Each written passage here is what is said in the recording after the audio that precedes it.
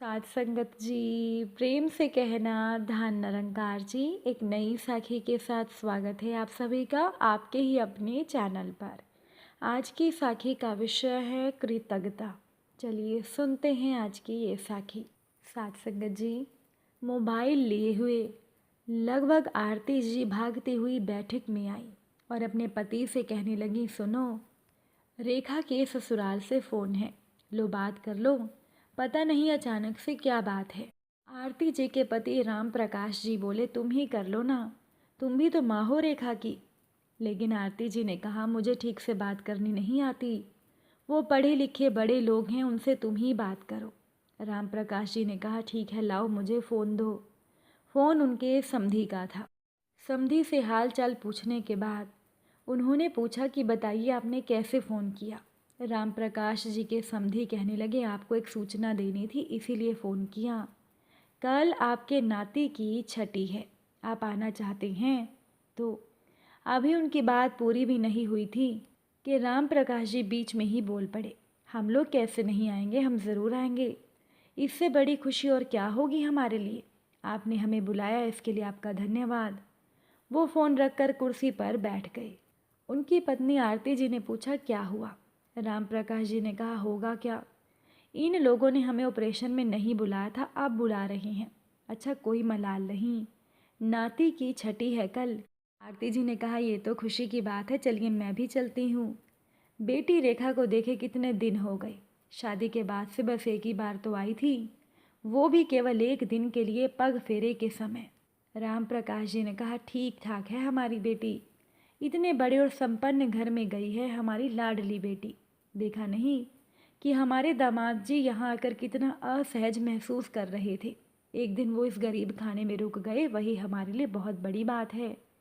ये सुनकर आरती जी कहने लगी, हाँ ये बात तो आप ठीक कह रही हैं, कहाँ राजा भोज और कहाँ गंगू तेली। राम प्रकाश जी ने कहा, अच्छा चलो, हम जो भी हैं, कम से कम हमारी बेटी तो नसीबों वाली है ना। आरती जी ने कहा, अरे आप कैसी बातें कर रहे हैं, बेटी का नसीब बनाने में आपका ही तो हाथ है। भगवान सब बेटियों को आपके जैसा पिता दे। जी जान लगा दिया आपने उसका भाग्य बनाने में, पढ़ाया लिखाया उसे अपनी हैसियत से बढ़कर, उसके लिए अच्छा ससुराल ढूंढा, ले देकर एक घर था उसे भी गिरवी रख दिया बेटी की शादी में। राम प्रकाश जी बोले, तो क्या हुआ, अपनी औलाद के लिए सब करते हैं, अब तुम मेरा गुणगान छोड़कर तैयारी करो, कल सुबह ही निकल चलेंगे और तब तक मैं अपनी बेटी की खास पसंद वाली मिठाइयाँ लेकर आता हूँ। झोला उठाकर जाने को हुए तभी फ़ोन की घंटी बजी। आरती जी ने कहा, देखिए तो सही किसका फ़ोन है। उन्होंने फ़ोन देखा तो फ़ोन उनकी बेटी रेखा का था। राम प्रकाश जी ने सोचा, बेटी का फ़ोन है, लगता है कुछ दिल की बात करेगी, तो उन्होंने फ़ोन उठा लिया। बेटी की ही आवाज़ थी।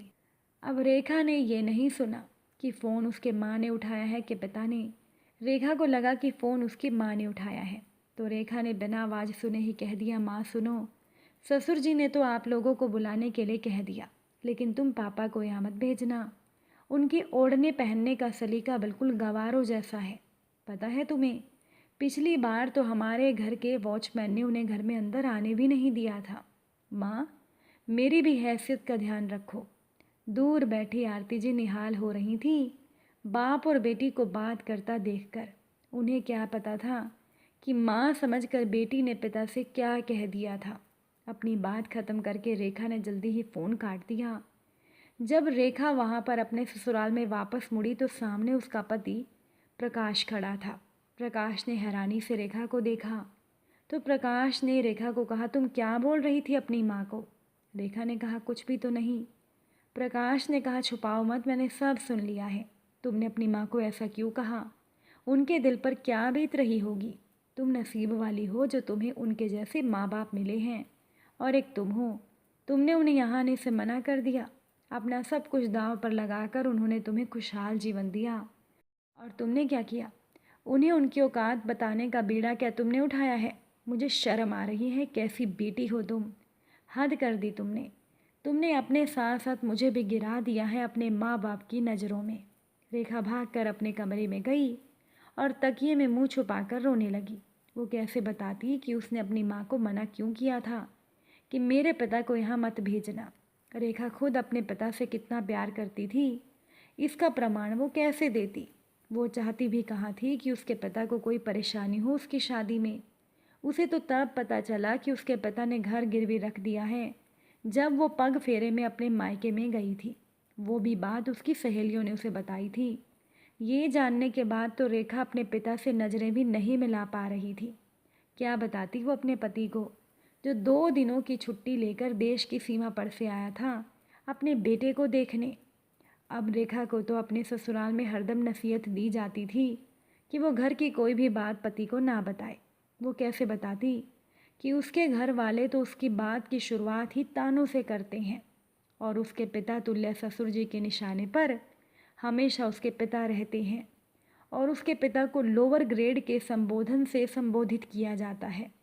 जब भी किसी को रेखा के पिता के बारे में बताना होता है तो रेखा के ससुराल वालों का स्टेटस डाउन होने लगता है। रेखा क्या बताती अपने पति को कि ऑपरेशन के समय उसके मायके से उसके पिता को केवल इसीलिए नहीं बुलाया गया क्योंकि वो खाली हाथ चले आते, जिससे कि उनके ससुराल का स्टेटस कम हो जाता। ये बातें रेखा ने खुद अपने कानों से सुनी थी अस्पताल में। रेखा जानती थी कि किसी की बातों की परवाह किए बिना उसके पिता कहीं भी उसके लिए जा सकते हैं, लेकिन उसे कतई मंजूर नहीं था कि कोई भी उसके पिता को नीची नज़रों से देखे। इसीलिए उसने ऐसी कड़वी बातें अपनी माँ को बोली थी। रेखा रोते रोते कब सो गई उसे पता नहीं चला। उसकी आंख तब खुली जब बच्चे के जोर से रोने की आवाज़ आई। प्रकाश बच्चे को गोद में लिए उसे चुप करा रहा था। रेखा की आंखें सूजी हुई थी, वो पति से नज़रें चुराने की कोशिश कर रही थी। सुबह से ही पूरे घर में चहल पहल शुरू हो गई थी, और ख़ास पैसे वाले लोगों के लिए अच्छी व्यवस्था की गई थी, जैसे छठी न होकर शादी हो घर में। पूरा घर दुल्हन की तरह सजा था, पर घर की दुल्हन की चिंता किसी को नहीं थी। रेखा का दिल अंदर ही अंदर रो रहा था। उसे पता था कि उसके मायके से कोई नहीं आएगा। उसकी सास ने बातों ही बातों में हिदायत दे दी थी कि अगर तुम्हारे मायके से कोई आ भी जाए तो बंगले के पीछे वाले रास्ते से अंदर आए, और अगर कोई घटिया उपहार अपने साथ लाए होंगे तो उन्हें अपने कमरे में रख देना, और ससुराल के स्टेटस का ख्याल रखना तो तुम्हारा फ़र्ज होना चाहिए। रेखा हाँ में सर हिलाकर अपने कमरे में चली गई। शाम होते ही पार्टी शुरू हुई। पूरा घर मेहमानों से भरा था, लेकिन रेखा का दिल बहुत बेजार था। उसे बच्चे को लेकर बुलाया गया, जहाँ पर सभी चीफ गेस्ट बैठे हुए थे। भारी मन से वो धीरे धीरे बाहर आई। सब बच्चे को देखने के लिए टूट पड़े। रेखा अकेली रह गई, उसके पास कोई नहीं था। उसकी सूनी निगाहें दरवाजे की ओर देखे जा रही थी। तभी अपने पति प्रकाश के हाथ में अपने पिता की अटैची देखकर वो चौंक गई। रेखा के मुंह से अनायास ही निकल पड़ा, पापा। राम प्रकाश जी ने कहा, हाँ बेटा। दामाद जी सुबह से ही जिद पकड़ कर बैठ गए थे कि हमें साथ लेकर ही जाएंगे, इसलिए आना पड़ा। रेखा यही मान सम्मान तो दिलाना चाहती थी अपने पिता को अपने ससुराल में। रेखा की आंखों में रुका हुआ आंसुओं का सैलाब उमड़ पड़ा। वो अपने पिता के गले लगकर खूब रोई। उसकी आंखें आत्मग्लानि से गीली हो गई जब उसके पिता ने बताया कि फ़ोन माँ ने नहीं, उन्होंने ही उठाया था। रेखा के पिता ने कहा, बेटा, माँ बाप अपनी औलाद को अच्छे से जानते हैं, मैं सब समझ गया था। उनके आंसू थे कि रुकने का नाम नहीं ले रहे थे। रेखा ने अपने पति प्रकाश की ओर कृतज्ञता से देखा, और प्रकाश ने कहा, रेखा, मुझे भी भगवान ने आज एक बच्चा दिया है, और बच्चे से दूरी का दर्द का एहसास क्या होता है ये मैं अच्छे से जान चुका हूँ। साथ संगत जी, अगर आज की ये साखी आपको अच्छी लगी हो, वीडियो को लाइक शेयर ज़रूर कीजिएगा। आप सभी से फिर मुलाकात होगी एक नई साखी के साथ। साथ संगत जी, प्यार से कहना, धन निरंकार जी।